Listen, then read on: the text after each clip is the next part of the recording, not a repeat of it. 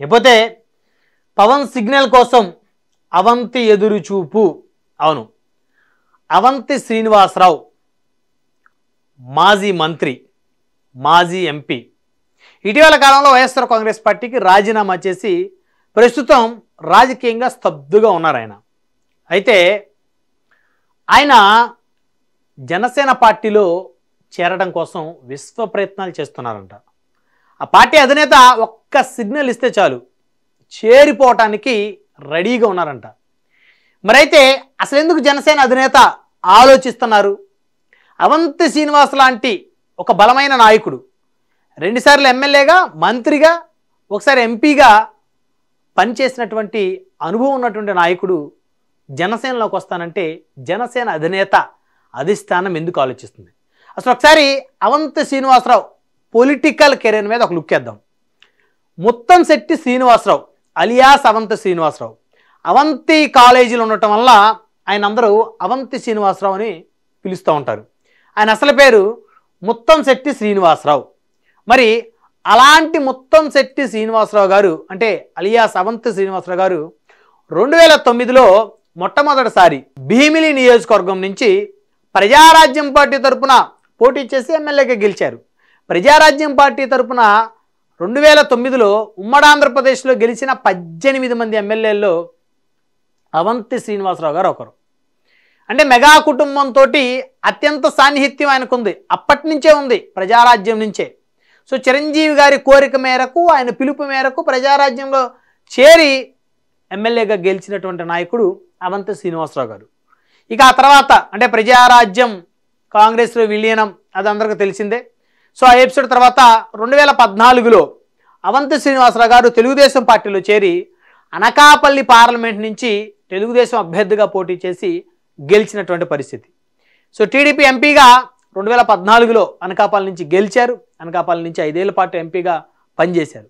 ఇక 2019 ఎన్నికలకు వచ్చేసరికి మళ్ళీ అవంతి శ్రీనివాసరావు గారు జెండా మార్చేశారు, పార్టీ కండువా మార్చేశారు, వైఎస్ఆర్ కాంగ్రెస్ పార్టీలో చేరారు. అదే భీమిలి నియోజకవర్గం నుంచి వైఎస్ఆర్ కాంగ్రెస్ పార్టీ అభ్యర్థిగా బరిలోకి దిగి మరొకసారి విజయం సాధించారు. అంటే వరుసగా 3 విజయాలే. 2009లో ప్రజారాజ్యం పార్టీ నుంచి భీమిలి ఎమ్మెల్యే, 2014లో తెలుగుదేశం పార్టీ నుంచి అనకాపల్లి ఎంపీ, 2019లో వైఎస్ఆర్ కాంగ్రెస్ పార్టీ నుంచి భీమిలి ఎమ్మెల్యే. వరుసగా విజయాలు. జగన్మోహన్ రెడ్డి గారి మంత్రివర్గంలో 2.5 ఏళ్ల పాటు మంత్రిగా కూడా పనిచేశారు. ఇక 2024 ఎన్నికల్లో కూటమి విపరీతమైనటువంటి వేవ్, ఆ గాలి దెబ్బకి అవంతి శ్రీనివాసరావు గారు కుదేలైపోయారు. భీమిలి నియోజకవర్గం నుంచి 2024 ఎన్నికల్లో వైఎస్ఆర్ కాంగ్రెస్ పార్టీ తరపు నుంచి పోటీ చేస్తున్నటువంటి అవంతి శ్రీనివాసరావు గారు గంటా శ్రీనివాసరావు గారి చేతిలో ఓటమి చెందారు. సో అది ఆయన పొలిటికల్ కెరియర్.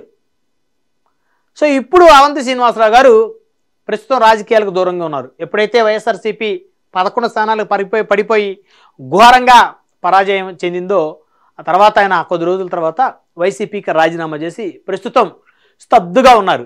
అయితే తెలుగుదేశంలో చేరాలంటే ఆల్రెడీ గంటా శ్రీనివాసరావు గారు భీమిలి నుంచి ఎమ్మెల్యేగా ప్రాతినిధ్యం వహిస్తున్నారు. మరి తెలుగుదేశంలో చేరి ఆయన ఏం చేస్తారు? ఇప్పుడు భీమిలి టికెట్ ఆయనకి ఇచ్చే పరిస్థితి ఉండదు. సో కాబట్టి తెలుగుదేశంలోకి వెళ్ళే అవకాశం లేదు. ఆల్రెడీ తెలుగుదేశంలో గంటా శ్రీనివాసరావు గారు లాంటి బలమైన నేత, ఎందుకంటే ఇద్దరు ఒకటే సామాజిక వర్గం, అవంతి శ్రీనివాసరావు గారు, గంటా శ్రీనివాసరావు గారు ఇద్దరు కాపు సామాజిక వర్గం, ఇద్దరు బలమైన నేతలే ఆర్థికంగా, రాజకీయంగా, సామాజికంగా. సో కాబట్టి ఈయన మళ్ళీ టీడీపీలోకి వెళ్తే ఇద్దరులో ఎవరికో ఒకరికే అవకాశం. సో కాబట్టి జనసేన పార్టీ వైపు చూస్తున్నారు. అయితే జనసేన అధినేత సిగ్నల్ ఇస్తే నిమిషాల్లో జనసేన తీర్థం పుచ్చుకోవడానికి ఏమాత్రం ఆలోచించే పరిస్థితులు ఆయన లేడు. చాలా ఆశగా, ఆతృతగా ఉన్న పరిస్థితి. ఎందుకంటే ప్రజారాజ్యం పార్టీ ఎమ్మెల్యే మొదట ఆయన. సో మెగా కుటుంబంతో అత్యంత సాన్నిహిత్యం ఉంది ఆయనకి.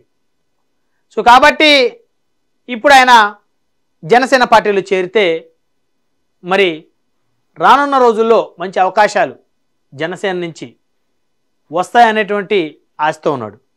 సో నియోజకవర్గాల పునర్విభజనలో భాగంగా కొత్త నియోజకవర్గం ఏదన్నా అవకాశం వస్తుందేమో, లేదా గంటా శ్రీనివాసరావు గారు ఆల్రెడీ ఉత్తరాంధ్రలో ఎక్కడ పోటీ చేసినా గెలిచేటువంటి సత్తా ఆయనకు ఉంది కాబట్టి మరి గంటా శ్రీనివాసరావు గారికి మరి తెలుగుదేశం అధిష్టానం ఇంకేదైనా నియోజకవర్గం కేటాయించి జనసేన నుంచి ఈయనకేమైనా భీమిలి కేటాయిస్తారేమో అనేటువంటి ఆలోచనలో ఈయన కూడా ఉన్నట్టు తెలుస్తుంది.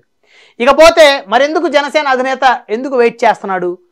మరి అవంతి శ్రీనివాసరావు గారు లాంటి బలమైన నేత జనసేనలోకి వస్తానంటే ఆయన ఎందుకు సిగ్నల్ ఇవ్వట్లేదు అని ఆరా తీస్తే జనసేన పార్టీలో పంచకర్ల సందీప్ అనేటువంటి ఒక లీడర్ ఉన్నాడు.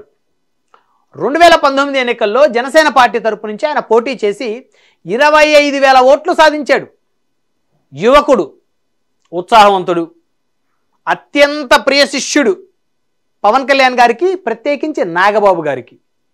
గత ఎన్నికల్లోనే 2024 ఎన్నికల్లోనే ఆయనకి టికెట్ ఇవ్వాలనుకున్నప్పటికీ చివరి నిమిషంలో మిస్ అయిన పరిస్థితి. ప్రస్తుతం ఆయన ఆంధ్రప్రదేశ్ రాష్ట్ర పొల్యూషన్ కంట్రోల్ బోర్డు డైరెక్టర్గా ఉన్నారు. అది చాలా కీలకమైనటువంటి పదవి. దగ్గరుండి మరి నాగబాబు గారు పంచకర్ల సందీప్ గారితో ప్రమాణ స్వీకారం చేయించారు ఆ పదవికి. పవన్ కళ్యాణ్ గారికి, నాగబాబు గారికి అత్యంత ప్రియ శిష్యుడిగా ఉన్నాడు పంచకర్ల సందీప్. అలాంటి పంచకర్ల సందీప్కి అన్యాయం చేసినట్టు అవుతుందేమో అవంతి శ్రీనివాస్ గారిని పార్టీలోకి తీసుకుంటే. మరి ఆయన భీమిలి టికెట్ ఎక్స్పెక్ట్ చేస్తాడు. రేపొద్దున గంటా శ్రీనివాసరావు గారు సరే తెలుగుదేశం పార్టీ ఆయన్ని ఎంపీగా గానో లేకపోతే ఇంకో నియోజకవర్గమో, ఎందుకంటే ఆయన ఉత్తరాంధ్రలో ఎక్కడ పోటీ చేసినా గెలిచే సత్తా ఉన్న నాయకుడు గంటా శ్రీనివాసరావు గారు కాబట్టి వేరే నియోజకవర్గం వారికి కేటాయించి ఆయనకి భీమిలి ఈ నియోజకవర్గం జనసేనకి ఇస్తే మరి జనసేన పార్టీ ఎవరికి ఇవ్వాలి టికెట్టు?